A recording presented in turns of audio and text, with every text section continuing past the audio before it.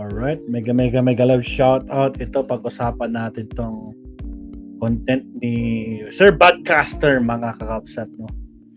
Ex-Representative Vito Atienza titistigo na sa plunder laban sa mag-inang si Loren at Representative Leviste sa 200 billion solar scam. Nako pa. At Food Panda, we're on a mission to make life delicious. Bilisan natin to. Because some days just feel a little... Fast forward.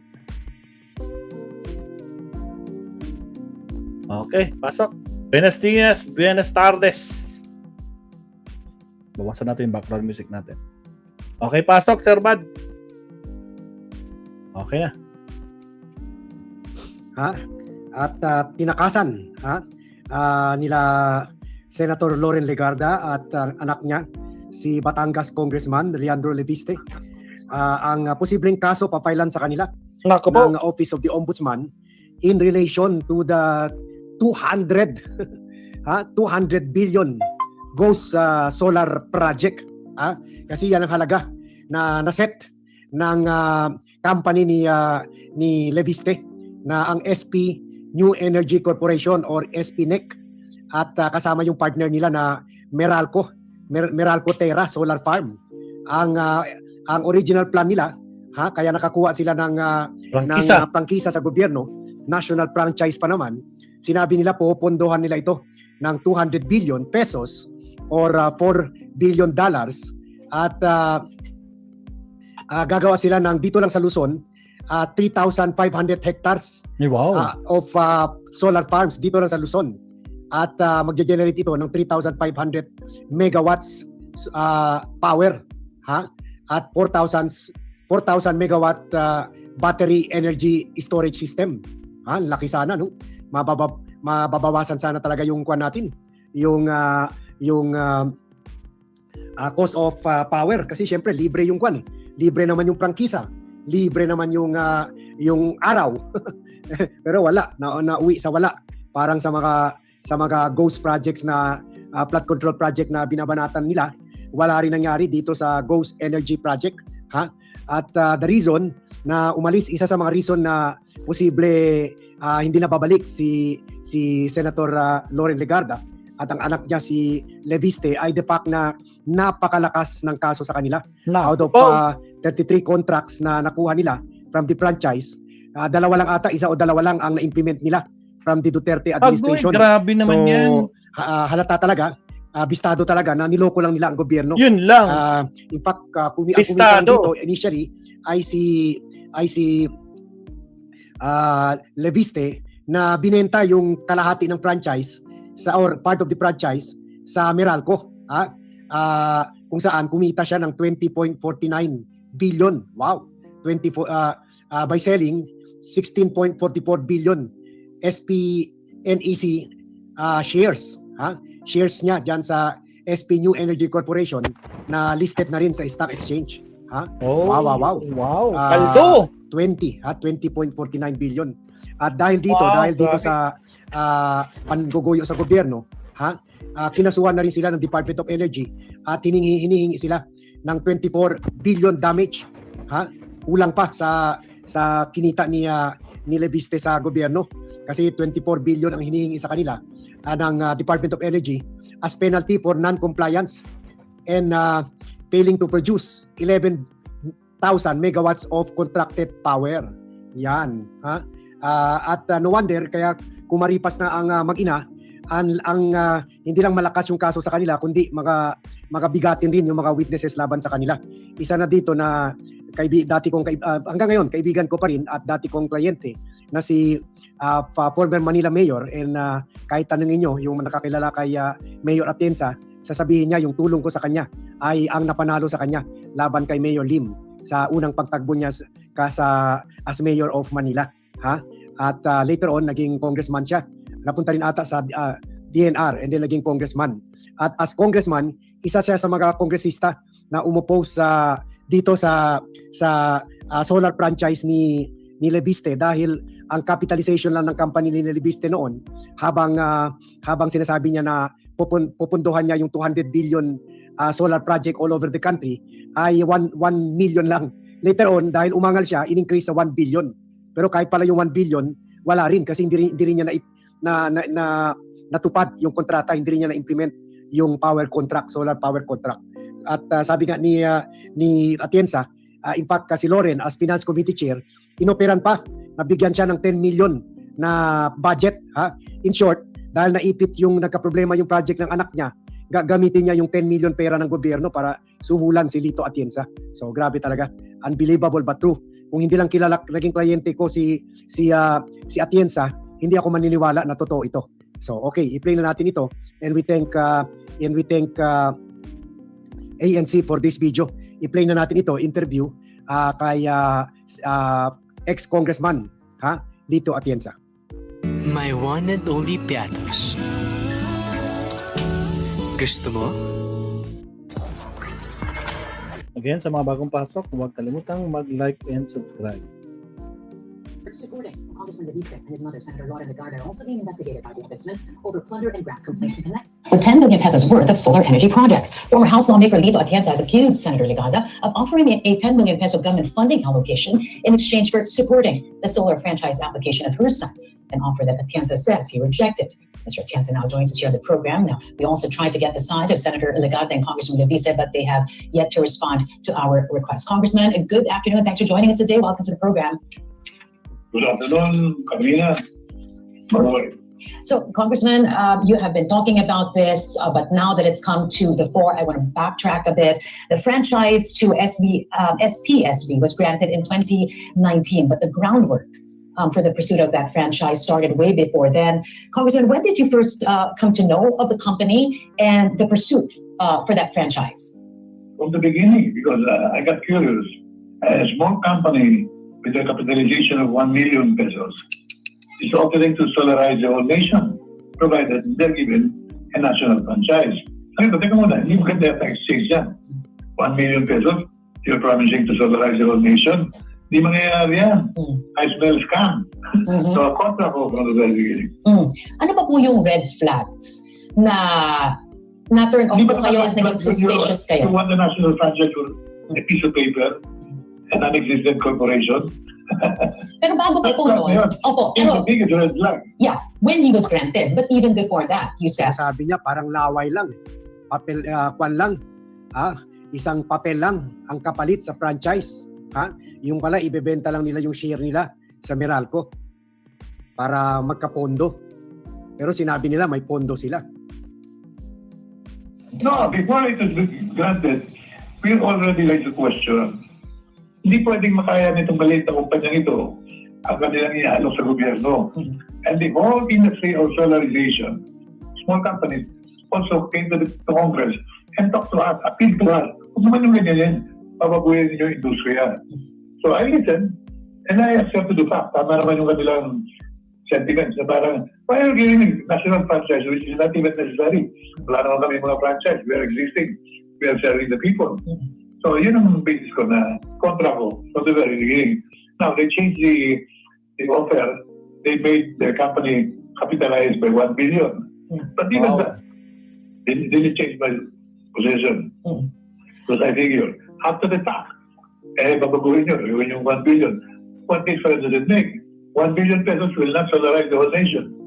So it still smells of an equal exchange or a total national franchise for that kind of small untested company. so an unequal exchange, I'm sorry, Congressman, but unequal exchange is one thing. But there's also the fact that you had suspected from the get-go that this franchise will eventually be flipped.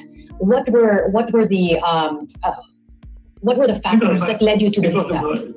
Word was getting around already in the industry, and people who are involved in solarization were the ones saying, ay, ifit lang yan, bebenta nila yan sa mga Koreano, sa mga foreigners, sa Meralco. Dati mo sinabi ng mga tao, yun nangyari. What did the young ladies to get all these billions? Only from that piece of paper. What about the entry of Senator Loren Legarda then? I mean, it's now widely reported that you had that meeting. Talk to us about that and the circumstances that surrounded that meeting, Congressman. But it's very clear. Na-aprobahan yung franchise, not because of the young Leviste. He had no credibility to swing that vote. Pero the mother, the senator, did work hard to get her influence spell para makumbinsi yung mga congressmen na bumoto. Hindi magagawa ng sponsor. Yung sponsor, si Arthur Yap, hindi niya kayang swing ang majority ng congressmen kung siya lang. But with the help of the senator, lady senator, and the mother, kaswing nila. You've been in politics for a long time now, Congressman Atienza. Is this a regular thing that happens? Sabi pa, Is this a regular thing that happens? That someone in position would talk to other lawmakers to sway them? In your case, I believe you're offered 10 million pesos just to get their support for it. hindi Is this naman outright over of 10 million. Inimbita ko magkape ni Senadora Legarda sa Manila Polo Club, which she's a member of. So nagpunta ako. Exactly at 8 o'clock, I was there. Then, sabi niya, nakiusap siya sa niya. Dito, I understand you're against the granting of a national franchise to my son's company. Sabi ko, hindi naman ako kontra, pero hindi naman kailangan eh. The other companies are existing, operating without a franchise from Congress. So why is your son asking for one? A national franchise pa.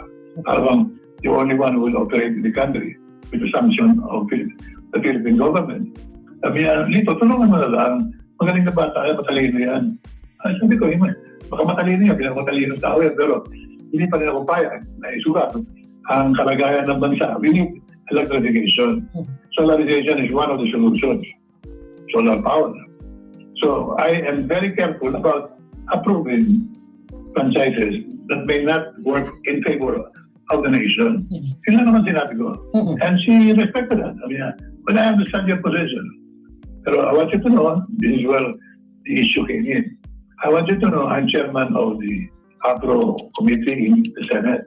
This I can help you title, with a 10 million Wow. fund for any of your projects if you have my son. Ay sabi ko, Senator, kung yan na pag-uusapan, I'm out of it. I stood up and got ready to leave. Nakiusap naman yung common friend namin na nag-ayos yung meeting.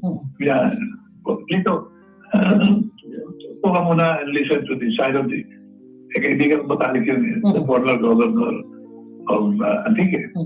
So naupo ko, hindi ko nagpakumbinsi. At hindi naman niya inulit na yung kanyang idea. Pero nagpatuloy kami mag-uusap. I was insistent. He doesn't need a franchise, so obviously merong planong iba na hindi sa interes ng taong bayan, kundi sa interes ng kanyang solar para sa bayan.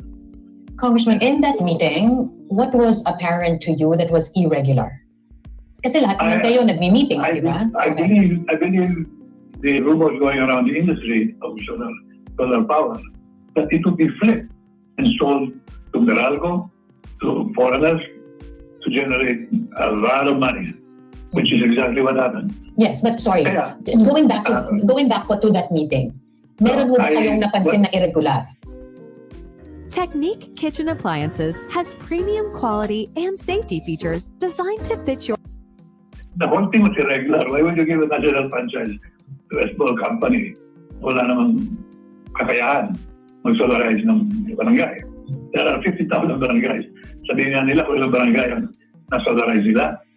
At saka, inisip ko na pag nakakuha ng franchise ito, magkakaroon ng value yung kumpanya nila. Doon sila kukuha ng pera. Tanongin nyo, magkano ang ginastos mo ng campaign? Sa kanyang sariling salita, sabi niya, he spent 60 billion pesos. Billion. Pero mang billion si Senator Legarda? Pero mang billion si Leandro? Saan ang ginawa yung campaign na yun? Si Congressman Marcoleta is suffering now from a 75 million peso donation. Si Leandro released it. 60 billion ginastos niya to become a congressman. Now, I think you should ask him, in fairness to the truth, made him explain. Kaya ako naman ay natutuwa sapagkat wala naman akong ginawa na after that.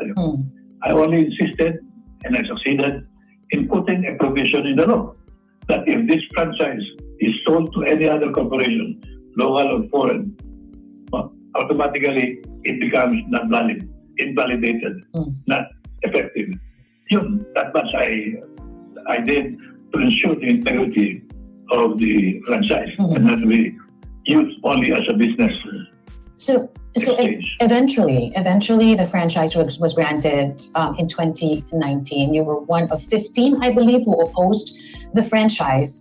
And because it was granted a franchise, what does that tell you, Congressman Atienza? I was able to put in my provision that it cannot be peddled, it cannot be sold, it cannot be bought.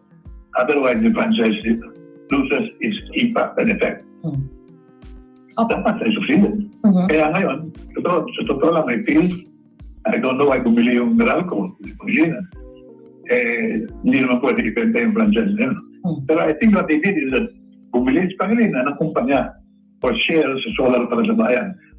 Yun, ang lakas ng kaso kasi sabi ni Lito kasi sila, mga miyembro ng Committee on Franchise, nung kongresista siya, kwan siya, representante siya noon ng party list ni El Shaddai, ni Mike Bellarde, I believe. Yun ang party list niya. Pero he was one among 15 congressmen who opposed this at nung nakita nila na pinupush pati ni Duterte itong kwan na ito, prangkisa na ito, para approvean nila o umasa ng batas ukol dito, naglagay sila ng provision na hindi ito pwede ibenta. Ganun pa man, binenta ito. So doon pa lang swak na talaga, pasok na talaga na nag-violate na ng provision nitong franchise si Leviste at pwede na ito i-invalidate. Ibig sabihin, pwede na ipawalang visa ito. So kaya no wonder, alam na alam ni Leviste at alam ni Loren yung ginawa nila at alam na alam nila na it's just a matter of time, kakasuhan na sila ng plunder, kaya yun, pumaripas na sila. Maripas. Siguro hino-hope nila na magpalamig muna sila sa abroad, kagaya ng style ni Harry Roque. Incidentally, ganun rin ang ginamit dahilan ni Saldico, medical leave, medical trip. Yes, oo nga pala, si Zaldico, no? Nako po. Ganun rin si Loren Legarda. Siguro, iniisip nila, sige, babalik na lang kami kung maging presidente na si Sara at lahat ng mga katiwalian sa Ghost Electricity Project ay mawala na. Lahat ng kaso ay mawala na dahil si Sara na ang presidente. Pero that's why the more reason na tutukan natin itong mga issue na ito, ipakalat natin ito sa mga tao kasi ito rin ang isa sa mga bad legacy. And I will not be surprised kung kumita rin ang mga Duterte dito. Kaya pinush nila ito. Kumaga may party rin sila dito. So yun lang ang pahabol na update natin dito sa issue na ito and to show you gaano kalakas ang kaso kina Loren at kina Leviste, kaya most likely hindi na sila babalik ng bansa para makulong lang sa kasong plunder or malversation of public funds. So thank you very much everyone for watching. Thank you very much for joining me in this vlog. Good afternoon to all and see you in my next vlog. Tuloy-tuloy po tayo. Right, shout out Sir Leonardo Anzag. Nako po, Aloni TV, no? Talagang itong si Loren at si Solar Boy, no? Bigla-biglang nawawala. Diyos ko Lord. 3 araw na absent niya sa Senado, sa Senate hearing. 3 araw na po. Consecutive na po, 3 araw na.